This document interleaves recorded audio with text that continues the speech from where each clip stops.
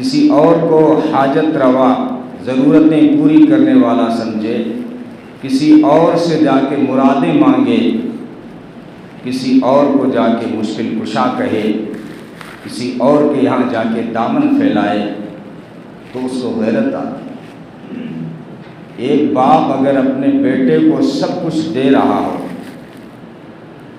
کوئی کمی بھی نہ ہو اور کوئی کمی بھی نہ رکھتا ہو، اور پھر بھی اگر کوئی جا کے کسی ایسے دروازے سے مانگے جس کے در پہ کچھ نہیں ہو، تو باپ کو غیرت بھی آتی ہے۔ میرا بیٹا ہے، کسی چیز کی اگر ضرورت تھی اس کو، مجھ سے مانگتا، ان سے جا کے مانگ رہا ہے جن کے خود کے چولہے ٹھنڈے ہیں، جن کے یہاں کچھ نہیں۔ تو یہ غیرت کا قانون اس نے بھی بنایا۔ لوگوں نے حضرت علی کو مشکل کشا کہا کہ حضرت علی مشکل کشا ہیں، حالانکہ مشکل کشا وہ ہوتا ہے جس پر کبھی خود پر مشکل نہ آئی ہو، اور وہ ذات صرف اللہ کی ہے کہ اس پر کبھی کوئی مشکل نہیں آئی۔ اور حضرت علی روایتوں میں آتا ہے کہ خود جو ہے مشکل میں گر گئے، اللہ کے رسول صلی اللہ علیہ وسلم کے دربار میں آئے اور چہرے پہ پریشانی تھی۔ نبی نے پوچھا، علی کیا بات ہے؟ تمہارے چہرے پہ مصائب کے آثار ہیں، پریشانیوں کے نشانات ہیں، کیا بات ہے؟ حضرت علی نے عرض کیا، اللہ کے رسول، آپ کے چچا نے حمزہ نے میرے 2 اونٹ ذبح کر دی بغیر پوچھے۔ حضرت علی نے 2 اونٹ پالے تھے نکاح کے لیے۔ نکاح کے موقع پہ ہم کہتے ہیں نا، حضرت علی کے پاس پیسے نہیں تھے، گھر میں جو زرہ تھی اس کو بیچا۔ یہ نوبت اس لیے آئی کہ یہ 2 اونٹ جو تھے وہ حضرت حمزہ نے ذبح کر دیے۔ تو اللہ کے رسول صلی اللہ علیہ وسلم نے جا کے دیکھا تو حضرت حمزہ نشے میں تھے۔ شراب اس وقت حرام نہیں ہوئی تھی، اس سے پہلے کا واقعہ ہے۔ وہ نشے میں تھے، اب نشے میں انہوں نے قدم اٹھایا تھا۔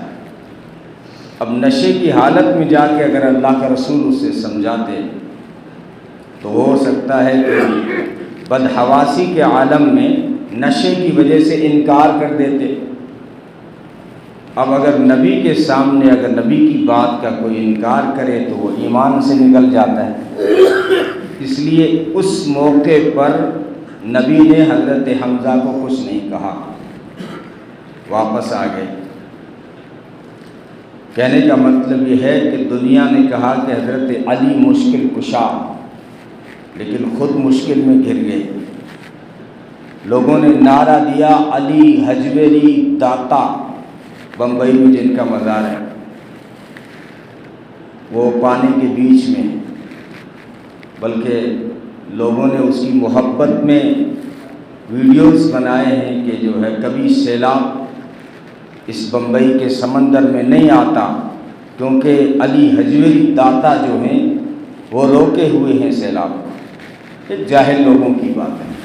پہلے جہلم کے بارے میں کہتے تھے، پڑوسی ملک میں ہے جہلم، وہاں جو ہے سمندر کے کنارے پانی کے اندر ایک مزار تھا۔ تو جو ان کے مرید ہوتے ہیں، جاہل مرید، انہوں نے کہا کہ جہلم میں کبھی سیلاب نہیں آئے، کیونکہ بڑی ٹھاٹھی سرکار ہے، بابا جو ہے یہ بہت بڑی سرکار ہے اور سیلاب کو نہیں آنے دیتی۔ لیکن ایسا ہوا، ایک مرتبہ ایسا سیلاب آیا کہ وہ جو مزار تھا وہ بھی پانی میں بہہ گیا، اور اس کے اندر جو بیٹھے ہوئے تھے حضرت وہ بھی ڈوب گئے، اور اس کے اڑوس پڑوس میں جو بستیاں تھیں کنارے پہ وہ بھی غرق ہو گئی۔ جب پانی آتا ہے تو سب کو بہا کے لے جاتا ہے، تو اللہ کے حکم سے ہوتا ہے سارا۔ اب ان کا عقیدہ ٹوٹ گیا۔ لوگوں نے جا کے کہا کہ تم کہتے تھے نا کہ جہنم میں سیلاب نہیں آئے گا، بڑی سرکار بیٹھی ہے کنارے پہ، یہ کیا ہوا؟ مزار بھی ڈوبا، صاحب مزار بھی ڈوبا، بستیاں بھی غریبوں کی اجڑی، لیکن جو جاہل مرید ہوتے ہیں انہوں نے نہیں مانا۔ کہنے لگے اصل میں بات یہ ہے کہ ہمارے حضرت نے کوشش تو بہت کی، لیکن جو پانی تھا نا وہ وہابی قسم کا تھا، پانی جو ہے وہ وہابی قسم کا تھا اور مزار کو بہا کے لے گیا۔ اور دوسری بات، حضرت علی حجویری کو داتا کہنے والے یہ غور کریں، لوگ ان سے جا کے ان کے مزار پہ بیٹے مانگتے ہیں، تاریخ اٹھا کے نہیں دیکھتے کہ علی حجویری خود کے اولاد نہیں تھی، اللہ کی مرضی ہے، کسی کو بیٹے دیتا ہے، کسی کو بیٹیاں دیتا ہے، کسی کو دونوں دیتا ہے، کسی کو دونوں نہیں دیتا۔ اللہ نے اپنے محبوب کی نسل بیٹی سے چلائی، بیٹے دیے اور واپس لے لیے، اس کی مرضی۔ مولانا تھانوی رحمۃ اللہ علیہ، جنہوں نے بہت ساری امت کو نسخے بتائے، حکیم بھی تھے، اولاد نہ ہونے والوں کو بھی نسخے بتائے گا، اگر کسی کی اولاد نہیں ہے تو یہ جو ہے دوا کھائے، یہ نسخہ استعمال کرے، یہ وظیفہ پڑھے، دنیا کو انہوں نے نسخے بتائے، لیکن مولانا تھانوی خود کو اللہ نے اولاد نہیں دی، اللہ کی مرضی۔ تو حقیقی داتا دینے والا وہ ہے، نبی نے فرمایا انا قاسم واللہ یعطی، میں تو تقسیم کرنے والا ہوں، دینے والا داتا اللہ ہے، میں تو اللہ نے جو مجھے دیا ہے علم اس کو تقسیم کر رہا ہوں، اللہ تعالیٰ جو مجھے بتاتے ہیں میں آگے شیئر کر رہا ہوں، لیکن حقیقی داتا جو دینے والا ہے وہ اللہ ہے۔ اب نبی کی بیویوں میں دیکھ لو، صرف حضرت خدیجہ سے اولاد ہوئی ہے، باقی بیویوں سے اولاد نہیں ہوئی۔ ایک بیٹا ہوا ماریا قبطیہ باندی سے، اور حضرت عائشہ، حضرت حفصہ، یہ ساری بیویاں ہیں اور ان کے اولاد اللہ نے نہیں دی، اس کی مرضی۔ تو داتا جو ہے اللہ ہے۔ لوگ کہتے ہیں معین الدین چشتی پار لگا دے مالی کشتی، یہ جملہ بھی سنا ہوگا، حالانکہ آپ قرآن میں غور کریں، یہ جو توحید کا سبق ہے نا، کڑوا ضرور ہوتا ہے گھونٹ، لیکن یہ ضروری ہے، اگر عقیدے میں شرک کی ملاوٹ ہے سجدوں کے باوجود بندہ جہنم میں جائے گا۔ قرآن میں کہا گیا کہ میں سارے گناہ معاف کر سکتا ہوں، میں شرک معاف نہیں کروں، اس کی غیرت کا مسئلہ ہے۔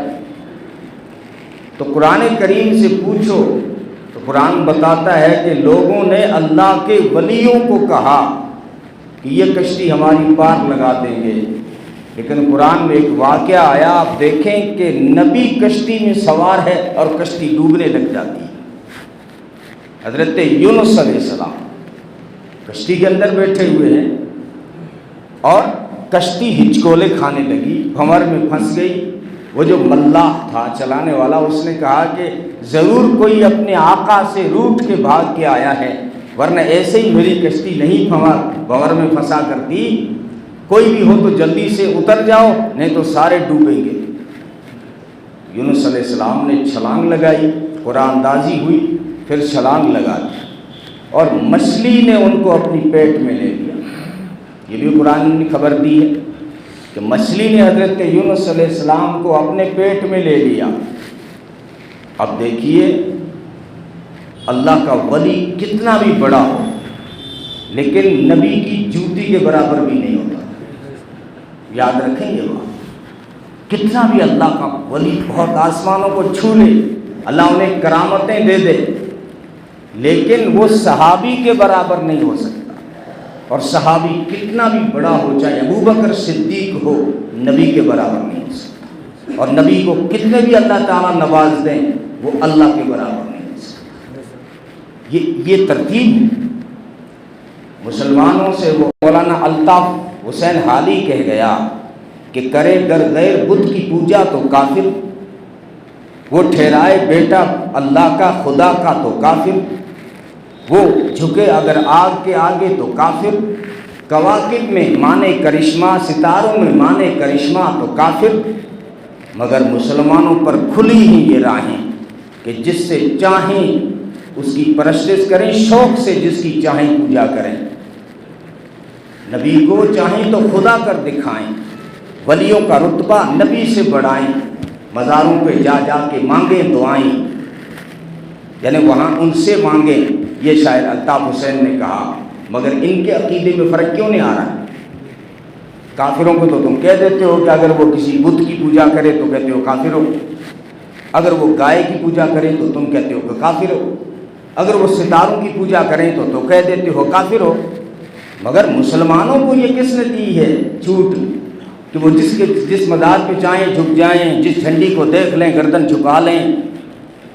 ان کو کس نے جو ہے یہ اجازت دے دی ہے؟ علامہ مولانا الطاف حسین حادی کہہ گئے اپنے اشعار کے اندر یہ بات۔ تو عقیدے کی ملاوٹ، شرک جو ہے، اگر عقیدے کے اندر شرک کی ملاوٹ ہو تو بڑی خطرناک چیز ہے۔ تو حضرت یونس علیہ السلام کشتی میں موجود ہیں اور کشتی پھنس گئی اور ڈوبنے کو تھی، انہوں نے چھلانگ لگائی اور مچھلی کے پیٹ میں چلے گئے۔ اب مچھلی کے پیٹ سے نکالنے والا کون؟ دیکھو مصیبتیں آزمائشیں نبیوں پر بھی آئی۔ اب قرآن سے پوچھ لیا کرو کہ جب کسی نبی پہ یا اللہ کے ولی پہ مصیبت آئی تو انہوں نے کس کو پکارا ہے؟ بس اتنی سی آسان بات ہے۔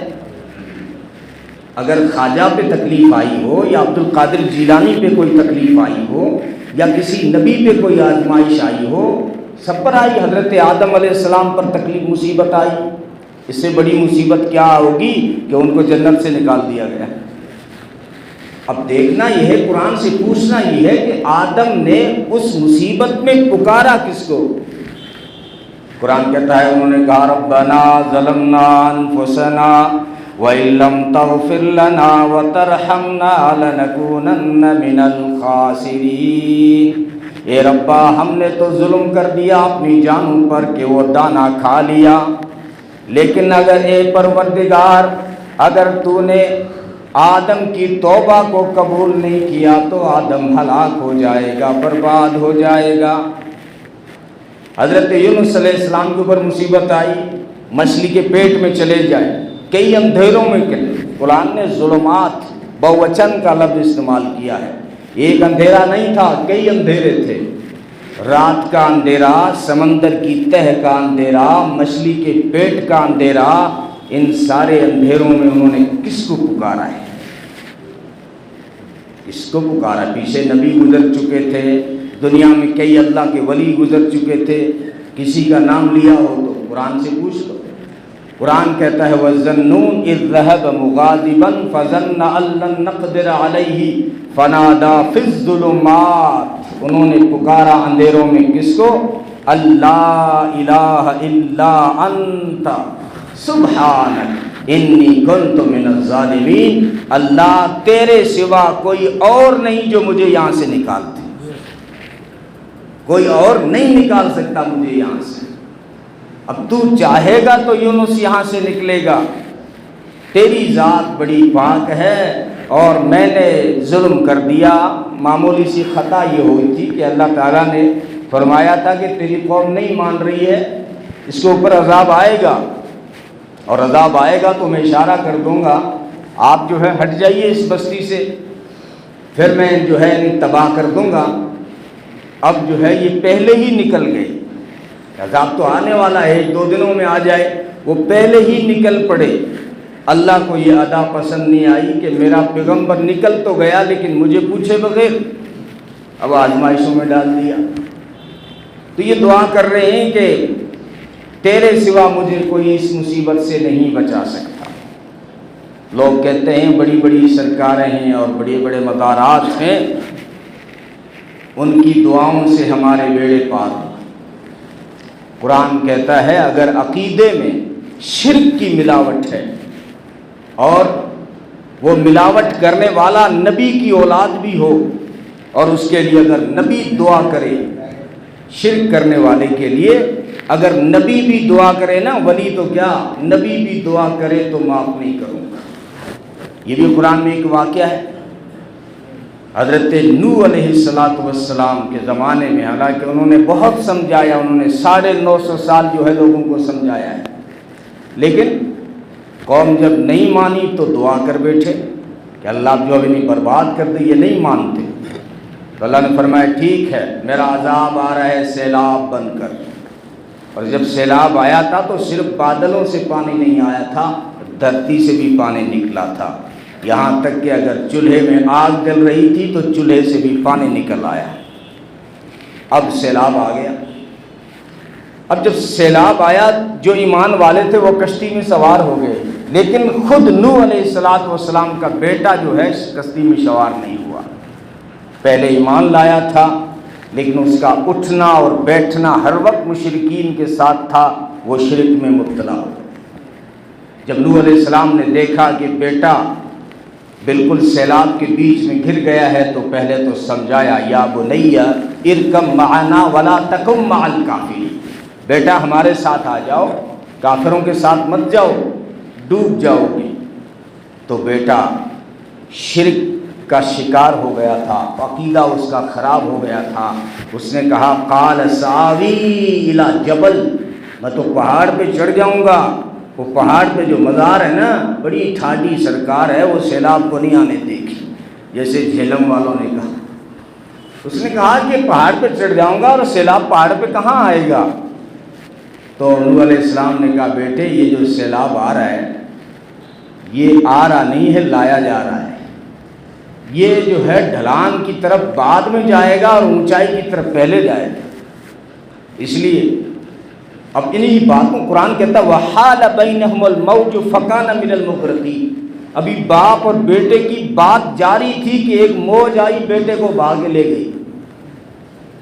اب بیٹا تھا نا، کون باپ دیکھے گا اپنے بیٹے کو ڈوبتے ہوئے؟ یوں پیغمبر تھے، نرم دل ہوتے ہیں، ہاتھ اٹھائے، الہ العالمین تیرا ایک وعدہ تھا کہ اپنوں کو بچا لوں گا، دوسروں کے اوپر عذاب لاؤں گا، یہاں تو میرا بیٹا ڈوب رہا ہے، اپنا وعدہ آپ پورا کریں، آپ تو بڑے احکم الحاکمین ہیں، اگرچہ وہ موجوں میں گر گیا ہے لیکن تو بچانے پہ قادر ہے۔ فرمایا یا نوح انہ لیس من اہلک، یہ تیرے گھر سے ہے ہی نہیں۔ اللہ میرے گھر سے نہیں، میری بیوی نے جنما، میرا نطفہ میرے گھر سے کیسے نہیں؟ کہا نبیوں کی نسل نطفے کی بنیاد پہ نہیں چلا کرتی، عقیدے کی بنیاد پہ چلا کرتی ہے۔ اس کا عقیدہ ٹھیک نہیں ہے، بیٹا چاہے نبی کا ہے لیکن شرک کر بیٹھا ہے۔ اب اگر جو ہے کوئی ساری دنیا مل کے اس سے بچانا چاہے، میں نہیں بچانا، میں نہیں بچاتا اس سے۔ اور سن لے نوح، اگر دوسری مرتبہ اپنے بیٹے کے لیے دعا کے لیے ہاتھ اٹھائے نا، تیری نبوت چھین کے جاہلوں میں کھڑا کر دوں گا۔ مجھے کوئی نہیں پوچھنے والا، اللہ صمد ہوں، بے نیاز ہوں، لم یلد ولم یولد، نہ میرا کوئی بیٹا ہے اور نہ میں کسی کا بیٹا ہوں۔ جلال دیکھو اللہ، جب بات شرک کی آئے تو پیغمبروں سے وہی لہجہ اس کا جلالی ہو جاتا ہے۔ اللہ نے نبیوں سے کتنا پیار کیا، کتنا، بلکہ نبیوں کے نبی، ساری کائنات کے سردار، اللہ نے اتنی تعریفیں کی ہیں قرآن کے۔ اگر میں کہوں کہ قرآن کا کتنے بھی قرآن میں حروف ہیں، یہ نبی کی سیرت کے حروف ہیں، خود تعریفیں کی، لیکن جب بات شرک کی آئے نا تو اس کا لہجہ اپنے محبوب کے ساتھ بھی جلالی ہو جاتا ہے۔ آپ جائیں 24ویں پارے میں، مشرکین مکہ والے، اچھا مکہ والوں کو قرآن نے مشرک کہا ہے، کافر نہیں کہا ہے، مشرک شرک کرنے والے، کیونکہ وہ اللہ کو مانتے تھے۔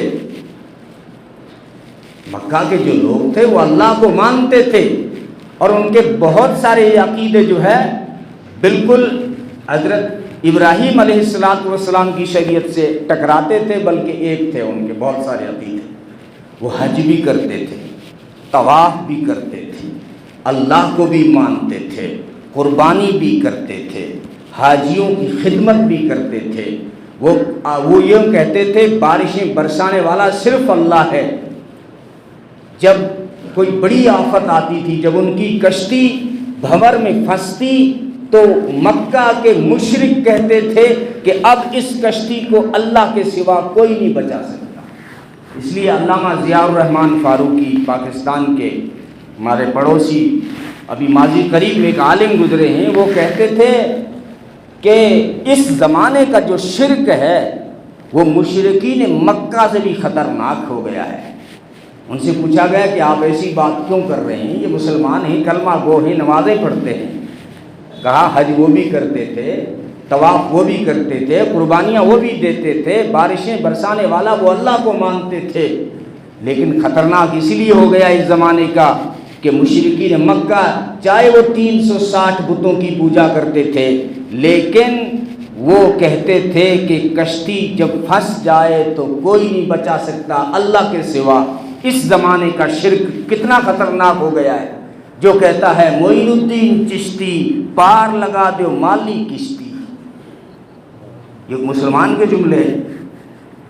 تو اس لیے وہ کہتے تھے اس زمانے کا جو نبی نے فرمایا تھا شرک جو ہے چونٹی کی رفتار سے بھی کم آہستگی سے انسانوں کے دلوں میں داخل ہو جائے گا اور ان کو پتہ بھی نہیں چلے گا، پتہ بھی نہیں چلے گا کہ میں بھی مشرک ہوں۔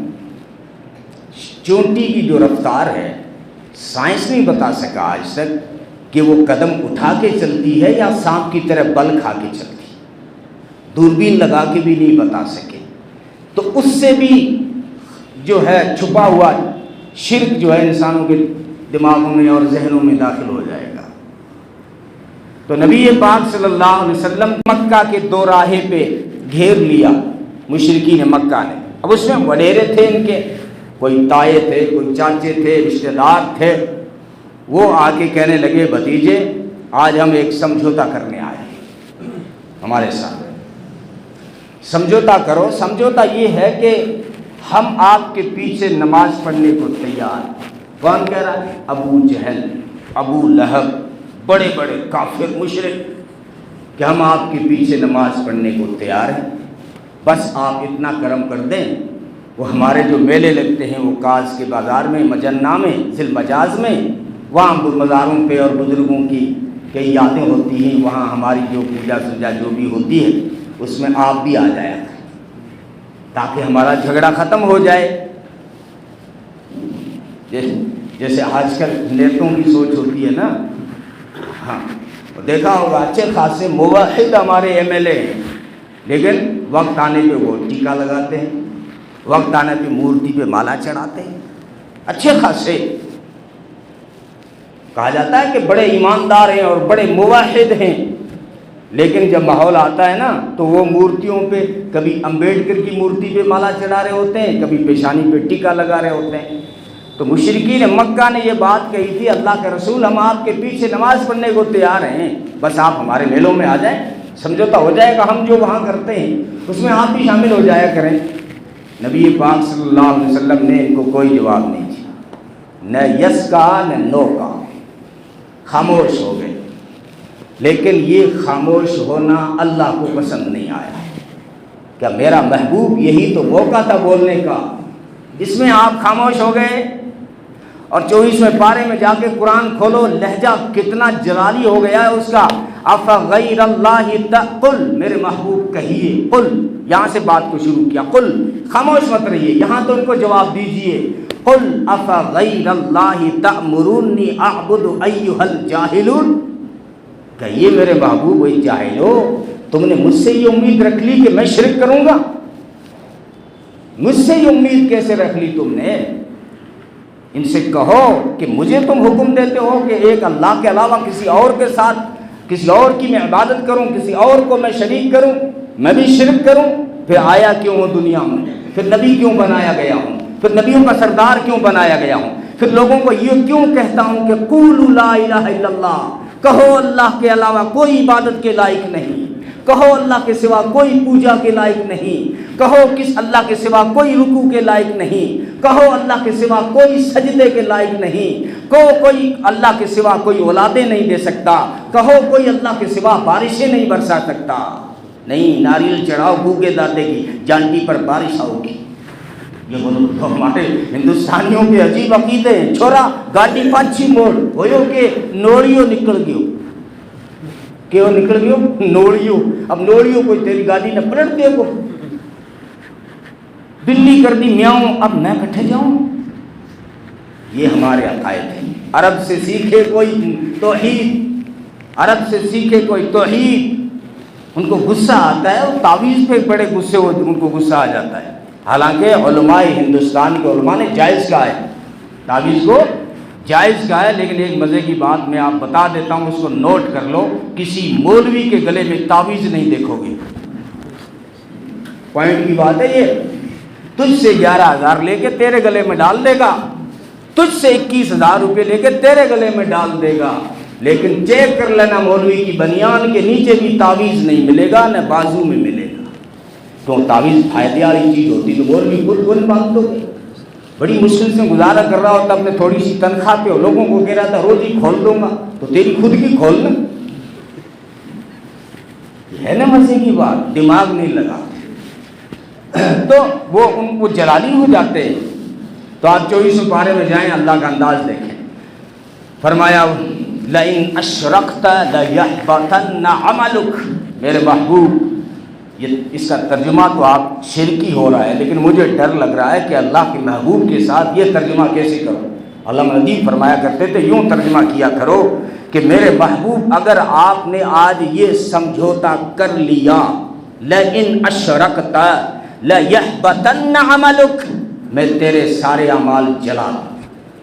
اسے اللہ کے محبوب سے کہہ رہا ہے، نبیوں کا نبی ہے، ساری کائنات کے سردار ہیں. اور فرمایا او آدم، اگر میرے محبوب کو لانا نہ ہوتا تو تجھے بھی نہیں بناتا، آسمان زمین بھی نہیں بناتا.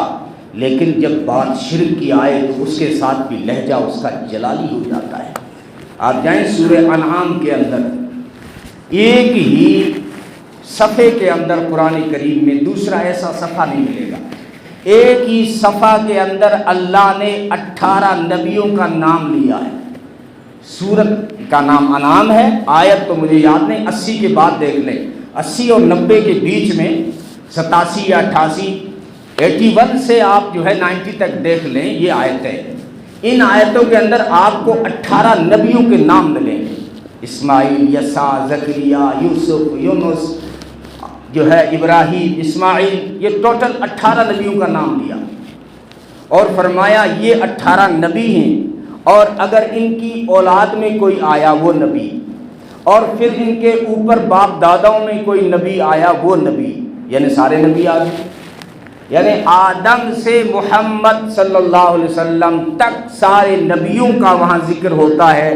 اور پھر اللہ نیچے ایک آیت لکھتے ہیں، اللہ تعالیٰ فرماتے ہیں وَلَوْ أَشْرَكُوا لَحَبِطَ عَنْهُمْ مَا كَانُوا يَعْمَلُونَ، کہ یہ جو نبی ہیں جتنے بھی دنیا میں آئے، وَلَوْ أَشْرَكُوا، اگر یہ شرک کرتے، لَحَبِطَ عَنْهُمْ مَا كَانُوا يَعْمَلُونَ، میں ان کے سارے اعمال ضائع کر دیتا.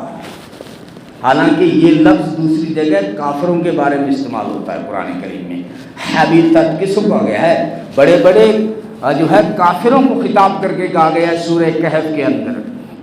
فرمایا جو اللہ کو نہیں مانتے ہیں، اس کی نشانیوں کا انکار کرتے ہیں، اور اس کی ملاقات کا اگر انکار کرتے ہیں تو یہ لفظ وہاں استعمال ہوا لحبطت عنہم، لحبطت عنہم. لحبطت کا جو صیغہ ہے وہ کافروں کے لیے، جو نبیوں کو اللہ کہہ رہا ہے، یہ لفظ تو وہاں استعمال ہوا ہے. کافروں کو اللہ کہہ رہا ہے فَلَا نُقِيمُ لَهُمْ يَوْمَ الْقِيَامَةِ وَزْنًا، میں شرک کو توڑنے کے لیے ترازو ہی قائم نہیں کروں گا. شرک کرنے والا ڈائریکٹ دوزخ میں ہے، بغیر حساب کرنے کی مجھے ضرورت نہیں ہے. یہ کہنا چاہتے ہیں جو شرک لے کے قیامت کے میدان میں آئے گا، اللہ فرما رہے ہیں اب مجھے حساب لینے کی بھی ضرورت نہیں ہے. فَلَا نُقِيمُ لَهُمْ يَوْمَ الْقِيَامَةِ وَزْنًا، میں قیامت کے دن ترازو ہی قائم نہیں کروں گا مشرکین کے لیے. کیوں؟ اگر آپ سے کوئی کہے کہ جو ہے 5 کلو پاٹ رکھ لو ایک طرف، اور دوسری طرف جو ہے میرے موبائل کی میموری رکھ لو، تو کوئی دکاندار رکھے گا؟ تو 5 کلو واٹ کے مقابلے میں تو میموری تو لانا چاہتا ہے؟ میں کوئی پاگل ہوں؟ میں کوئی فالتو ہوں جو تیری میموری 5 کلو واٹ کے مقابلے میں رکھوں گا؟ اس انداز میں کہا فلا نقیم لہم یوم القیامت وزنا، جو شرک لے کے آئے گا تو میں جو ہے ترازو ہی قائم نہیں کروں گا۔ تو اس سے آپ کو اندازہ ہوا کہ شرک کا جو کینسر ہے کتنا بڑا خطرناک ہے، ہمارے معاشرے میں ہو رہا ہے۔ کچھ لوگ تو اپنا بزنس چلا رہے ہیں مزاروں پہ، کوئی پرانی قبر مل گئی تو آپ نے اگر لطیفہ سنا ہو تو پیر اور مرید صاحب کا جو ہے، مرید جو ہے کہیں کہا میں اپنے استاد سے کہا کہ میں گھر جا رہا ہوں چھٹی پہ، وہ چھٹی پہ گئے ایسے کہ واپس کبھی نہیں آئے۔ سالوں کے بعد ملاقات ہوئی تو استاد تھے پیر صاحب، انہوں نے پوچھا ارے مرید کیا بات ہے، تم تو چھٹی لے کے گھر گئے تھے واپس ہی نہیں آئے؟ تو کہا استاد جی کیا بتاؤں، جب میں گھر جا رہا تھا تو راستے میں ایک گدی مری ہوئی تھی، تو میں نے کہا کہ جانور ہے، اب اس کی بدبو بھی پھیلے گی، خواہ بیماری پھیل سکتی ہے، تو میں نے اس کے اوپر مٹی ڈال دی کہ گندگی کو دبا دو۔ ابھی میں نے مٹی ڈال کے فارغ ہی ہوا تھا، کوئی نذرانہ لے کے آ گیا کہ میں اس قبر پہ جو ہے یہ چڑھا رہا ہوں، آپ جو ہے ہمارے لیے بابا سے کہیں کہ دعا کر دیں۔ تو ان کا تو کاروبار تھا کہ ٹھیک ہے 21,000 دے دو اور پھر جو ہے آپ کی مراد پوری ہو جائے گی، تیری ہو نہ ہو میری ہو گئی ہے۔ اب یہ میری کمائی ایسی ہوئی استاد جی کیا بتاؤں، میں چند سالوں میں کروڑ پتی بن گیا، اس لیے آ نہیں سکا۔ تو پیر جی نے کہا مرید شاباش، لگے رہو، یہاں جو قبر ہے نا اسی کھودے کی ماں ہے، وہ کھودا جو مرا تھا نا، یہاں جو قبر ہے جس پہ میں کئی سالوں سے آپ کو مرید بنا رہا تھا، وہ اسی کھودے کی ماں ہے۔ تو جاگیں، الحمدللہ آپ تو نہیں ہیں لیکن ہمارے معاشرے میں، ہماری سوسائٹی میں، مسلم برادری میں کچھ لوگ تو جان بوجھ کے، انہیں پتہ ہے ابھی چونکہ یہ سوشل میڈیا کا زمانہ آ گیا نا، تو یہ میڈیا والے جا کے اس بابا کے منہ کے آگے مائک لگا دیتے ہیں، بولا کتنے سال سے بیٹھے ہو درگاہ میں؟ بولا 30 سال سے بیٹھا ہوں۔ پھر کلمہ سنا کہ وہ نہیں آتا، نبی کا نام کہ حضرت، میں نے کل ویڈیو سنا، 30 سال سے 80 سال کا بزرگ ہے، اپنے آپ کو کہتا ہے میں پیر ہوں، ہزاروں اس کے مرید ہیں۔ میڈیا والوں نے اس سے پوچھا کلمہ کا تجھے سنانا ضروری نہیں، کہ نبی کا نام کا حضرت، حضرت تو کیا ہے، نبی کا نام حضرت ہے، نبی کا نام حضرت محمد مصطفیٰ صلی اللہ علیہ وسلم ہے۔ وہ اس 80 سال کے پیر صاحب کو نہیں آ رہا ہے، وہ پیر صاحب نہیں ہیں۔ سچے پیروں کی برائی نہیں کرتے، نہ میں کرتا ہوں نہ کوئی اور کرتا ہے۔ اللہ کے جو ولی ہوتے ہیں وہ اللہ کے دوست ہوتے ہیں۔ فرمایا قرآن کریم میں اللہ تعالیٰ نے کہ جو ہے کوئی میرے ولیوں سے دشمنی رکھے گا میں اس کی گردن مروڑ کے دوزخ میں ڈال دوں گا۔ اللہ کے ولیوں کا نہیں کہہ رہے، نہ اللہ کے ولیوں کی کرامتوں کا انکار ہے۔ خواجہ جیسے آئے، معین الدین عبد القادر جیلانی، آپ ان کی کتابیں پڑھیں، ان کی زندگی پڑھیں، تو انہوں نے کبھی یہ حکم نہیں دیا تھا کہ آپ جو ہے اس طرح شرک شروع کر دیں۔ لوگ ہیں اور خاص کر ہندوستانی بلکہ بر صغیر والے یہ زیادہ فیمس ہو گئے ہیں اس طرح کی باتوں میں۔ تو اپنے عقیدے کی حفاظت کرنا بہت ضروری ہے۔ یہ کلمے کا سبق ہے، کوئی نیا سبق نہیں ہے۔ آپ جو ہے ہندی والی 10 روپے والی کتاب لائیں اور اس میں دیکھیں کلمے کا ترجمہ کیا ہے، تو ترجمہ یہ ہوگا کہ اللہ کے سوا کوئی پوجا کے لائق نہیں ہے۔ عبادت جتنی بھی ہے وہ ساری اللہ کی ہے۔ نماز عبادت ہے تو جب بھی پڑھی جائے گی اللہ کے لیے، اور روزہ عبادت ہے تو جب بھی رکھا جائے گا صرف اللہ کے لیے۔ ہمارے یہاں پتہ نہیں شیخاوٹی میں دیکھا عورتیں 16 سجدہ کا روزہ رکھیں۔ 16 سجدہ کا کر سے آیا اسلام میں؟ نہ تو بریلیوں کے مدرسے میں پڑھایا گیا، نہ اہل حدیث کے مدرسوں میں پڑھایا گیا، نہ دیوبندیوں کے مدرسوں میں پڑھایا گیا۔ ان عورتوں کو کیسے بتا دیا؟ پتہ انہیں کیسی بیویوں کی کہانی، اور یہ وہ مول صاحب کوئی کمائی والے جو ہوتے ہیں میرے جیسے، وہ پھر کہہ دیتے ہیں کہ تو جو ہے آج میلاد کرا تیرے گھر برکت ہوگی۔ تو آپ نے کبھی دیکھا کہ مولوی نے مائک میں اعلان کر دیا ہو کہ او نماز پڑھنے والے جتنے بھی ہو آج میرے گھر کی بیٹھک میں آ جانا، پتہ سے بانٹوں گا، میری ماں کا دن ہے، مولود ہوگا؟ کسی مولوی نے اپنے گھر میلاد کرایا؟ اگر میلاد میں برکت ہوتی تو سب سے پہلے مولوی اپنے گھر میں کراتا۔ جاگیں، وہ مارکیٹ میں ایک آواز لگ رہی ہے، جاگو گراہک جاگو، کیونکہ یہ ملاوٹ کا دور ہے، دھنیے میں ملاوٹ، ہلدی میں ملاوٹ، ہر چیز میں ملاوٹ آ گئی، کلر ڈال دیے۔ تو یہاں بھی ہو رہا ہے، ہماری مولویت میں بھی ہو رہا ہے، جاگو گراہک جاگو، یہاں بھی ملاوٹ بور ہے، ملاوٹ بور۔ لیکن تم ہوشیار ہو، جب سونا لینے جاتے ہو تو مولویوں سے نہیں پوچھتے، کپڑا لینے جاتے ہو تو مولویوں سے تھوڑی پوچھتے ہو، بڑے ہوشیار ہو، شانے ہو۔ تو اسلام میں بھی، عقیدے میں بھی، ایمان میں بھی شانے ہو جاؤ۔ اللہ تعالی ہم سب کو عمل کی توفیق عطا فرمائے۔